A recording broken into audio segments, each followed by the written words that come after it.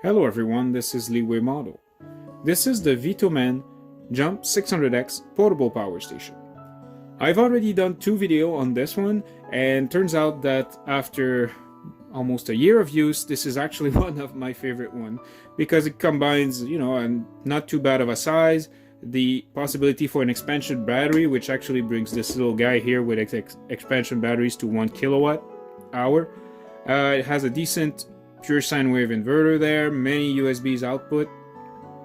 But looks like Vtoman actually came out with another one. I'm not sure if it's a replacement, but it just popped up recently, and as of filming this, it's not even yet on their website. So without further ado, let me introduce it to you. And so here it is. There you go. So this is the Flashspeed 300. Now, is this a direct replacement for the Jump 600X? I'm not 100% sure, but it has a couple of characteristics which seems to be very similar, and I don't know if it fixes some of the weaknesses I actually found with the 300X, the 600X on my other reviews. So, what do we have on the box right here? First of all, we can see the brand name is pretty big here. It also says it has a super safe life BMS included in it. Note that the Jump 600X also mentioned that particular BMS, so maybe it's the same one.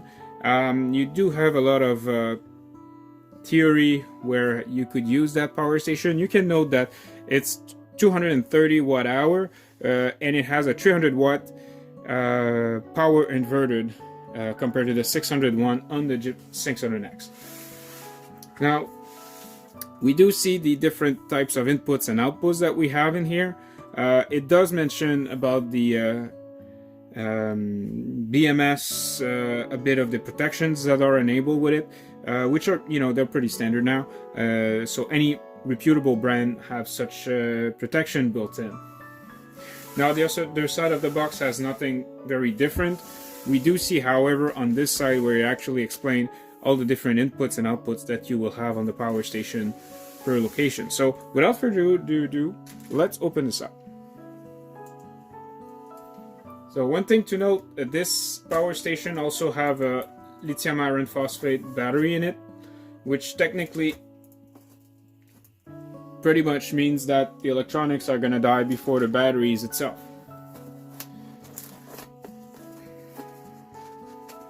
I think it's something like 10 years if you charge and discharge it every day.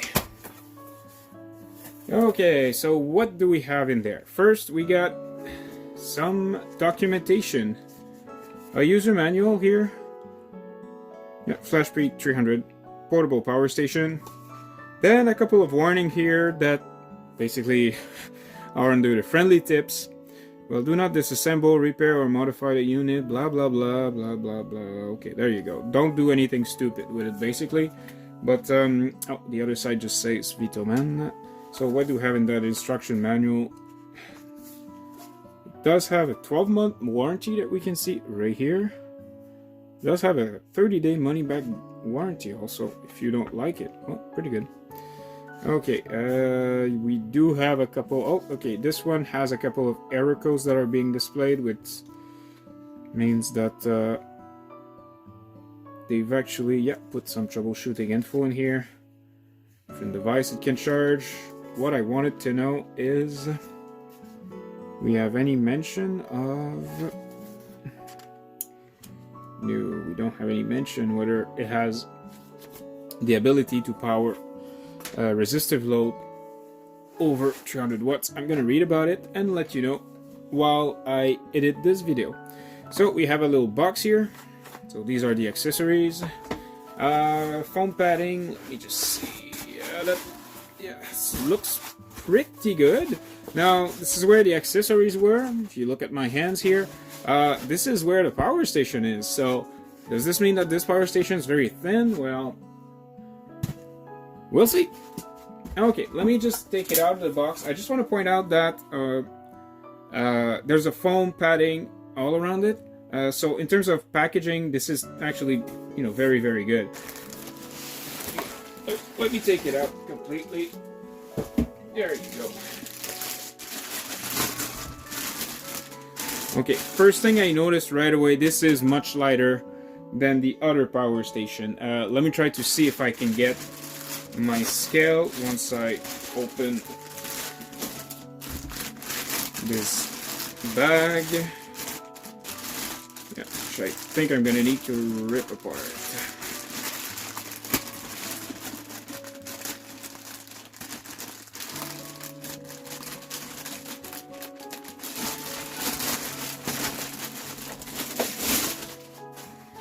And there you go. So let me just go get a scale, because this is pretty light compared to the other one, but I just want to make sure that it actually is and it's not just my personal impression. I'll be right back. So due to the magic of video editing, a scale just appeared in my hand. And if you guys are familiar with my model train reviews, that's the same scale I'm going to use. And we actually found out that some of my power station actually overcame the maximum weight of this. So let's see if this is going to happen today. So let me turn this on. It currently says 0 gram. So let's see. Can I just put it here? So that's 3.289. So like 3.3 kilogram. So let me just see what the other one would weigh if it can handle it.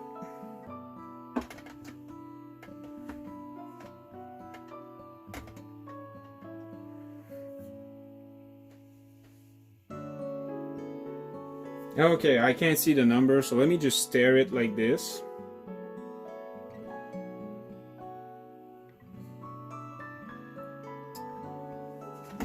So what do we see? 5.5 kilogram. So yeah, it actually is quite a bit lighter. So first impression was actually true. Okay, let's take a look at this a bit closer. So, what do we have here? We have a little screen here. That you can see right here. There's that little plastic that a lot of you folks will want to peel right away, but I tend to keep them on. If you see any of my devices that had it removed, somebody else removed it. So, what else we have? It actually gives a descriptions of the different output that we have here. But the big shows are actually at both ends. Let's start with this one here. So we do have a light. So, okay. Many modes, including SOS. So let's look at it again. So we got on, flashing, SOS, and off. Okay, I see we have a vent port right on top of it, and nothing else on this side. Now, where is all the inputs? It's on that side here. Let's see what kind of inputs we have here. So we got two USB 1 or 2, like 5 volt 3.4 amps, one USB-C, actually one USB-C right here, but this is a USB 3.0 high-speed port, so it's a USB-A 5 volt, 9 volt, 12 volt, so I guess it's also talking about that one over here. What else we have? The DC out, so this is an output right here, 10 amp, rated for 10 amp, and that one over here is the input. So they're actually pretty identical, so I guess I don't know if there's any safety in there to prevent you from plugging them in the wrong one. I won't try it today, but who knows, it may happen to me in the future. One thing I noticed here, the USB-C here is both for input and output. That's 100 watt. That's really good, because I think that was not the case with the Jump. So we have right here on off button and AC out. So let me try to see, first of all, with that screen here, if I press the AC out button, is it going to turn on?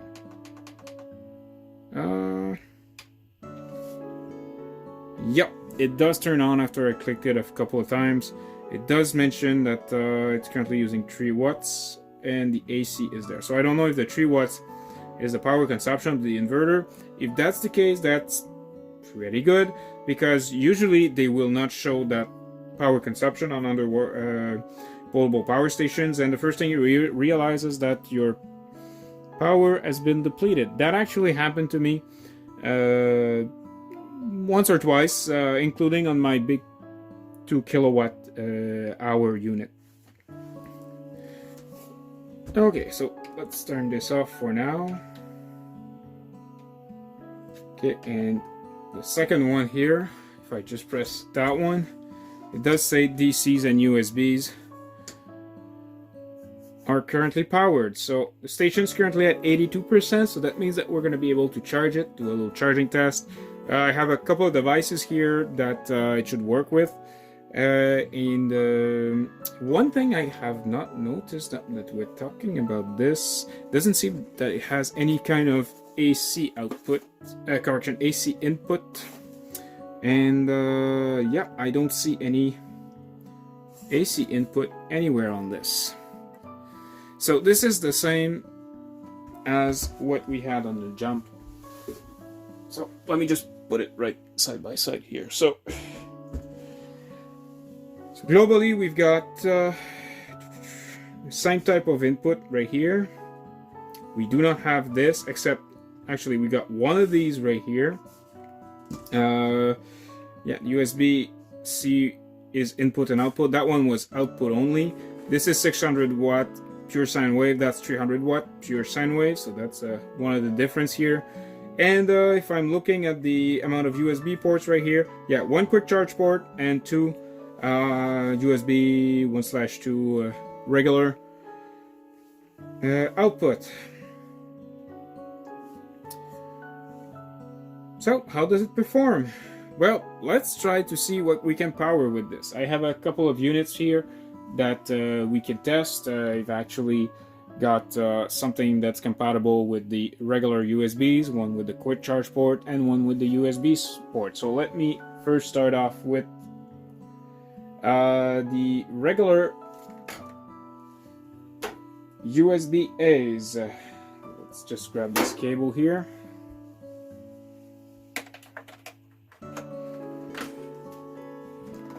Okay, so if you guys remember correctly, that's my cheap Amazon tablet that I've used many times. Right now it only has 5% batteries, and yeah, it's actually really that time. So what am I doing at that time still making this? Well, turns out that I got this today and I really wanted to try it out. So let's just plug it in. Yep, it just powered here. And if I'm looking at the amount of power consumption that I have right now, we're talking about 3 watts to charge this tablet here. Let me just get rid of that for the other tests. Okay, so that's 3 watts, which is a bit low. I was expecting something like 5 watts maybe. Well, I guess it's stabilizing slowly.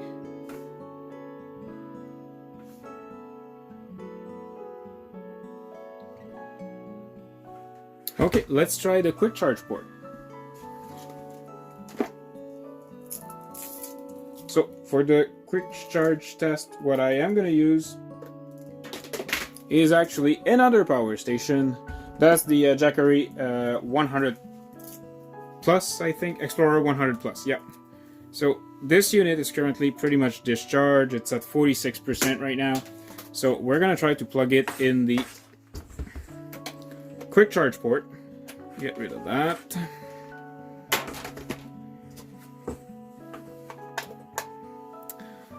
And see how it goes.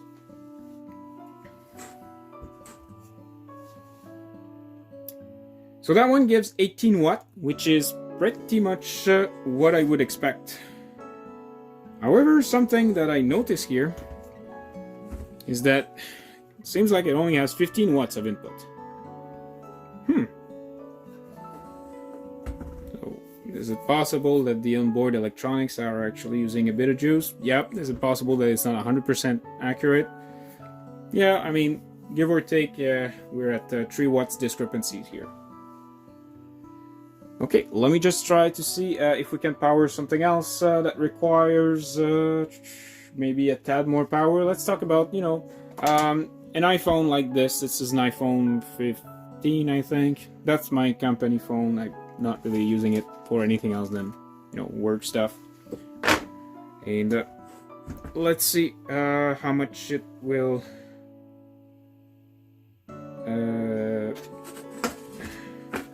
power from the USB directly in the phone.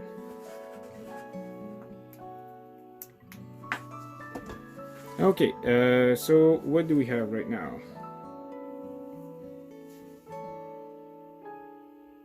So we got about 6 watt. Now the phone is pretty much charged. Yeah, it's at over 90%, so that's probably the reason why it's drawing that little power. Let me just try and see if I can power up something else, as in that phone that is currently filming, and see if it's gonna draw more. Now we are on USB-C here again, okay? Okay, so now the phone is getting powered. We're actually up to 13 watts. Yeah, so the reason why the iPhone wasn't charging much probably is because it's already almost fully charged. My bad on that. But now let's try to push it more, and let's take the portable power station again. I know that this, under certain circumstances, can go up to 100 watt.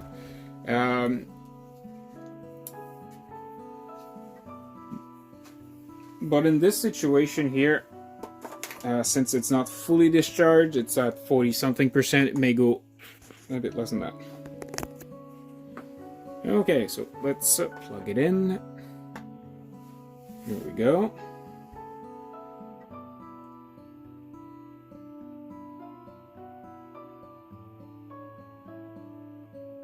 So again, I'm seeing about between 2 and 3 watt difference between what my little portable power station here says and what the Vtoman says, in which the portable power station actually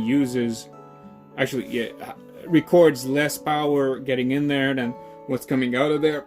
It could be because of some onboard electronics here, but I mean, who knows at that point.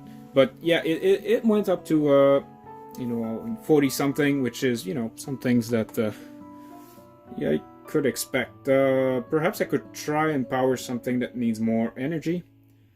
Let me go grab a laptop. I'll be right back. Okay, here's a second generation ThinkPad L15 that I have right here. That computer is completely dead at this time. I just can't power it on, so let's see how it's gonna react to it. So I'm gonna use it directly on the USB-C right here, and let's see what happens.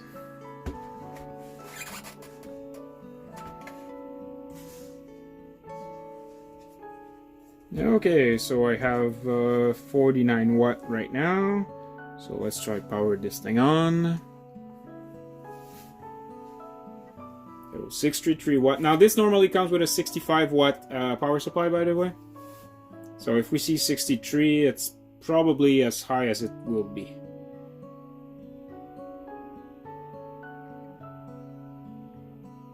Okay, well, sounds reasonable enough. Okay, it's all great. Now let's see. Do I have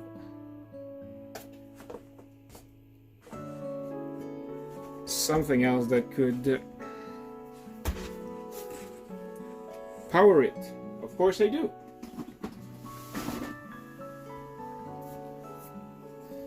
Now, we've talked about the DC USBs. Let's take a look at the AC one now. So let's turn them on. So the first thing I'm going to try to do is, charge another power station. Now this accepts, I think it was something like 100 watt of input. Actually, the power supply that comes with it only has an output of 90 watt. So it turns out I actually have a power supply for this, so we'll be able to test it.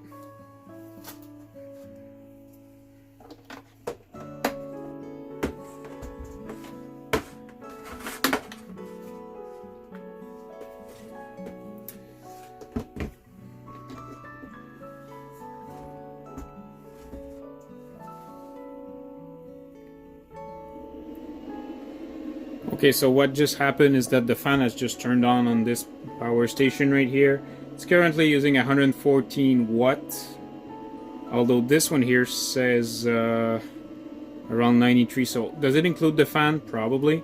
Let me just see if I can increase that even more.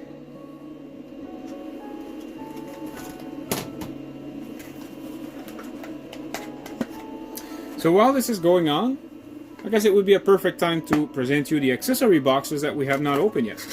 So what do we have in here? Well, we have a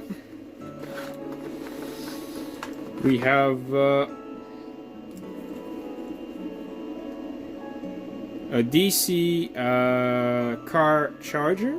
Pretty good. Actually, I have a little LED here just to show you if there's power in there or not. So beside this, we got one of those super short USB-C cables that I don't really like. So let's just get rid of that. And guess what? We got another power brick. Now the first thing that we can notice, this power brick is actually much smaller than the other one. I think it's only rated for 90 something. Oh, output is 60 watt. Interesting. And finally, we've got a micro USB cable that comes in it. Just want to point out that this is not super quiet right now. Let me see if there's any way that we can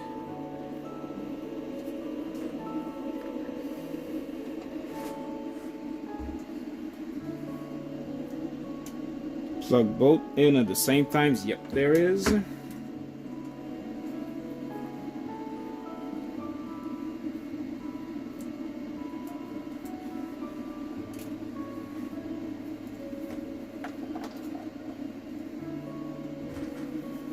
And here we go.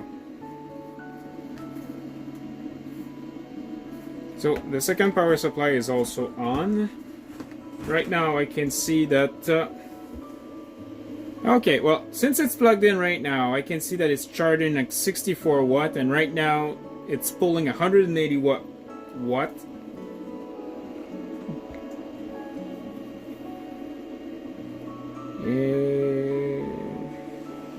Okay, so let's try to push this even more with the laptop. Why not?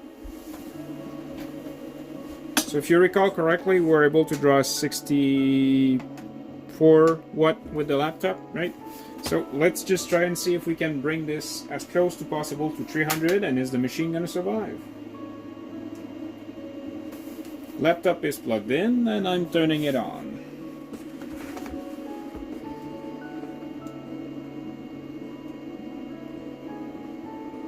Actually, let me just turn on the USB first. There you go.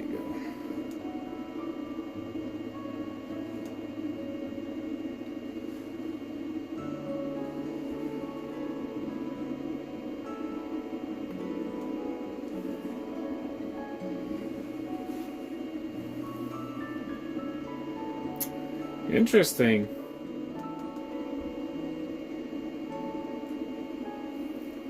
It will not accept to turn on the laptop. How so? What if I unplug this?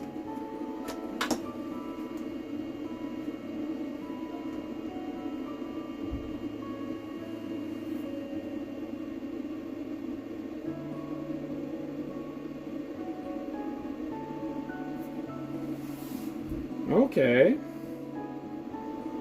So now the laptop boots.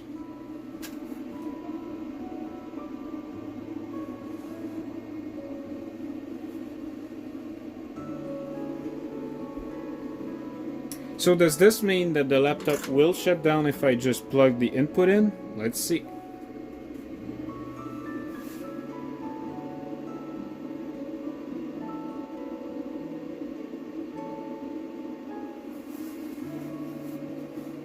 So interesting. If I have something plugged in the USB-C port here and I plug the input, it's like if it doesn't take the input. However, if I unplug the laptop, now we just saw it shutting down, then it will take the input.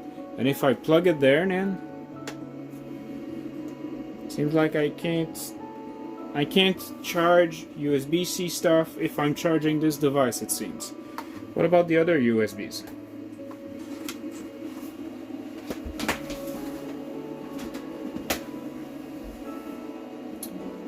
Let's grab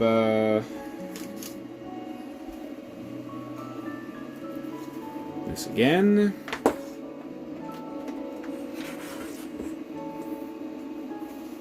And try and power up.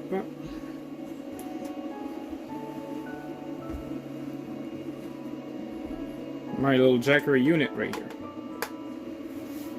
So earlier we had around 40 watt going in there, so let's see what's happening. 40 watt was not with USB-A, however. The quick charge port actually work. What about that one here?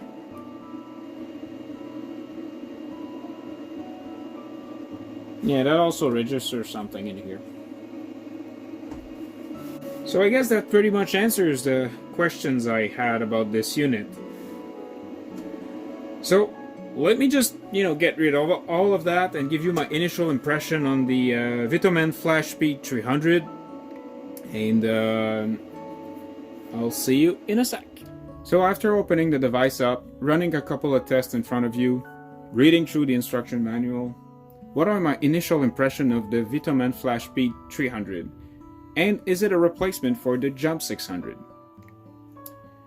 Now take everything that I'm about to say with a grain of salt, reason being that this is a new device to me. I will use it for many months and give you an updated review when that's done. But for now, let me just show you what my impressions are.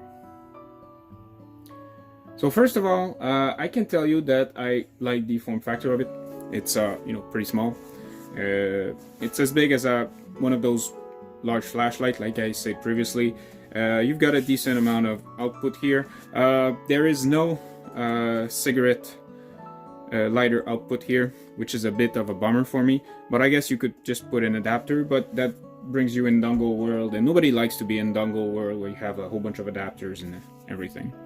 Now for the accessories that came with it, we have a decent array of things, although those USB cables, turns out that they're the same one that came with the Jump, and you know what? I have not used them because they're too short for absolutely everything. Now, the fact that it comes with a cigarette port adapter for to charge the device in the car is pretty good. Not all power station comes with this, like I already said, and it's good that they've put this on such a budget device. We'll talk about the price in a sec. One thing I noted, this device only has DC input. There is no AC input anywhere, hence why you need to have that power brick here. But what I find really strange is that this power brick is good up to 60.8 watt only, whereas the one that you could find in the Jump 600 could go all the way up to 90 watt right here. Okay, and if you're looking at the device itself, it says that the input is up to 90 watts. So knowing that this power supply actually plugs in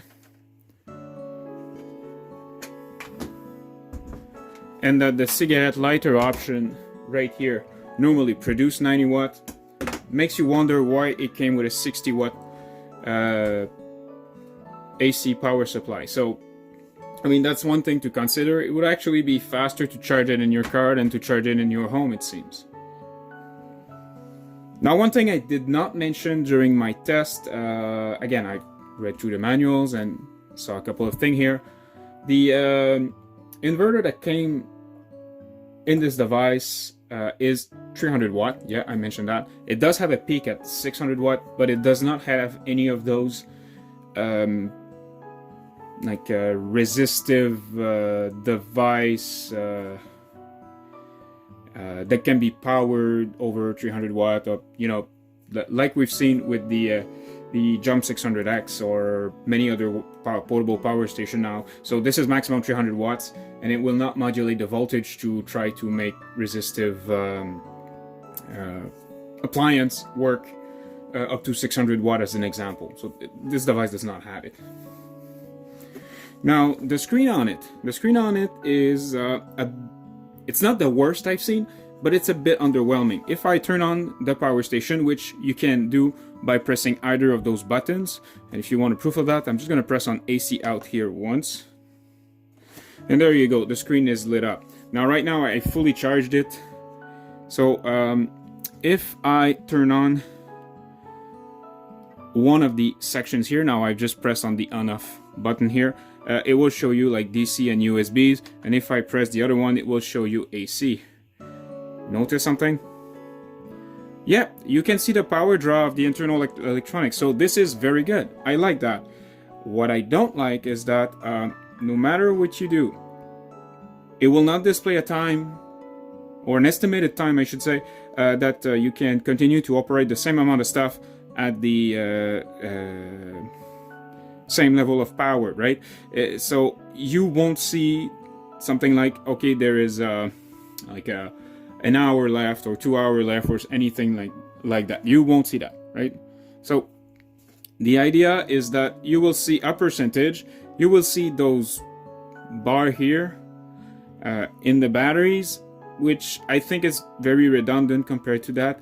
Now the display on the Jump 600 was more basic with only numbers, less graphics on it, but I kind of found it more useful than the one you will see in the Flashspeed 300. Okay, let me just turn this off. So the interface is pretty good, the buttons are pretty good. One thing I would have liked for such a small device that has such a big grab handle that you can carry around, I would have liked to have like some rubber corner on it, so if you bang it on something, like it would have a better shock resistance. But I mean, they didn't do that. One thing I also notice is that although you've got those rubber feet here, if you are to place this in something that moves, because it's so narrow, it will have a tendency to toggle a bit like that. So if you are to put it in the car, well, I would probably try to put things on both sides. The ventilation on it is done this way, okay, with the fan being on the back where the flashlight is. So that means you can actually store things on both sides, so you can sort of jam it in place. So I guess that's kind of nice. Other than that, well, it's it's a fairly economical power station. Now let me just go with you on that. Last year, or actually earlier this year, I purchased a Jump 600 for I'll just tell you the prices in Canadian dollar. It was around $250 to $260, somewhere in there. I did get an extra batteries for it, which was $309 for the extra battery. Well, turns out that the Jump 600, the cheapest I was able to find it during the time of filming now, is actually $100 more. So they've actually increased the price of the Jump 600 by, almost 35%, something like that. This is where this comes in. This was $199 on special during Black Friday. So there's a $150-ish difference between the two. So I want you to keep that in mind, because I will just bring back the Jump 600 and do a full side-by-side comparison just now.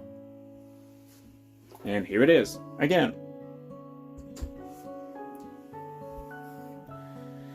So if we just compare them directly, remember now this has gone up in price. It's now about $150 more than this. Not exactly twice as much, but a good chunk as much as the Flashspeed 300. It does have an inverter that's twice as powerful compared to this. It goes up to 600 watt, plus has that resistive appliance load management if you want, so it can power appliances which are normally rated up to 1200 watts. Maybe not as fast, but anyway, I wouldn't do that with compressor or any electronics, but if you have a space heater or a coffee machine, that's good. Now the other thing is that this also has the capacity to add an extra batteries, which bring that 299 watt hour to almost 1 kilowatt hour total when you add the 600X extra battery. Now there's no way of adding an extra batteries on the Flashspeed 300. I think I've already mentioned that, but the Flashspeed 300 is also smaller, both in terms of size. I mean, it's really smaller, as you can see. It's about the same height. It's about half the size of the Jump. But there's no way of adding any extra batteries, and the internal capacities of both thing here, well, this is something like 230 watt hour. Now remember, this is the claim capacity. The actual capacity is more like 80 to 90% of that, probably around 85, because that's what it is for this one here. Well, this one here is at 299, so it actually is it has more capacity on that. Now that we've seen this, let me just take this one off. Do I think it's worth it? Well, at $199, you can also either go this way or go the other way around. Let's look at what's cheaper than this, okay? I did get this. If you guys haven't seen the review about it, I'll post a link somewhere so you can really see all the features it does. The thing is that this at regular price is around $175. Now the thing is, one of the golden rules of portable power station, you never buy them at full price. Okay, there's always a discount somewhere to be had. This you can easily find around 150. I saw them at 125, and even like on super mega deal at like $100. Okay, now with that in mind, the regular on sale price is around $150. This one was $199. What do you get for $50 more? Well, first of all, you get an inverter, which you don't have in there. This is purely a USB power bank. It barely qualifies as a portable power station, but the prominence of USB-C devices now makes it pretty useful to charge a whole bunch of small things, and it's also super small. The capacity of this versus that, well, this is a bit more than twice the capacity of this. The general display on here is actually nicer compared to the one that you will have here. It does show you time, show you input output, so I actually do prefer that. And all in all, the general conclusion about is it worth it to go from this to that, you'll have to decide for yourself. I personally like the form factor of this. I carry it almost everywhere, and this is actually my most useful power station that I own. But then in terms of dollar per watt hour, it's a terrible deal compared to something like this or anything larger. Also on the market right now, you can find at this very time the some of the refurbished EcoFlow River 2s. You can find them for like $179. EcoFlow River 3, which are like $210 to $230 at this time of the year as of filming, with all the incentive and different discounts you can find at the current time. What about one of those devices versus this? What you're gonna find with those devices, you're gonna have some apps that goes with it. Doesn't seem to have any app associated with that. Most of them will not need, actually all of them will not need to have the external power brick because they have direct AC input. So for about the same price, would I go for a Vtoman or would I go for one of the EcoFlows machines? I don't know yet. I have not used that one for a while. I do own a River 2 somewhere that I can compare it to, but it's currently used in something. What about you on your side? Do you think this is a replacement device for the Jump 600X, which is actually, it's been around for a while now? Do you think that the offset of not having certain features in this versus another competitor is a deal breaker for you? Do you think that the fact that we've seen during the test that it does not seem to have pass-through charging for the USB-C is a deal breaker for you? Do you want me to do any special tests with this? Okay, any special non-destructive tests with this for the upcoming long-term or longer-term ownership review I will make eventually down the line? Or do you have any questions about it specifically that you want me to cover in that next video? Let me know in the comments. So the next video I will post will be another model railway reviews, and I hope that I will see you over there. On that note, this was Leeway Model. I hope everyone have a very good day, and I'll see you in the next video. Leeway Model